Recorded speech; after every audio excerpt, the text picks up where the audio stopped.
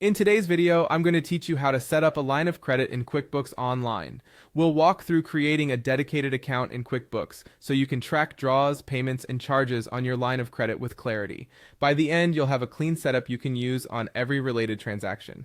Start by opening your browser, heading to QuickBooks Online, and signing into your company. Once you're in, look to the left-hand navigation and open the Expenses section. This area is where you'll be able to create transactions and conveniently add the line of credit account right from the form. Click New Transaction, then choose Expense. Even if you're not recording a real expense yet, this form is a quick way to set up the account you'll use as the payment source. On the expense screen, find the payment account drop down at the top. If your line of credit isn't listed yet, use the option in this menu to create a new account directly from here. Give your account a clear name so it's unmistakable later. A simple, consistent format like line of credit bank name works well.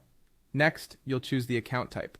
Select credit card as the account type for this line of credit. Many teams prefer this because it behaves like a revolving balance. You can record charges and payments and reconcile it against statements. If your account uses a different classification, that's fine too. Follow your firm's conventions. But for this walkthrough, we'll proceed with credit card. Confirm and save the new account so it appears in the payment account field. Now that the account exists, complete the expense form with the basic details you need. Add a payee if applicable, set the date, and enter a description or memo that explains what this transaction is for. In the category or account field on the detail line, choose where the cost should land in your books. This could be a specific expense category or another appropriate account depending on your workflow. Enter the amount and add any notes that will help you reconcile later, such as a statement reference or draw identifier. When everything looks right, click Save. This locks in both the new line of credit account and, if you've entered one, the expense using that account. From here on, you'll see your line of credit available as a payment account on expenses, bills, and other transactions, allowing you to track activity neatly.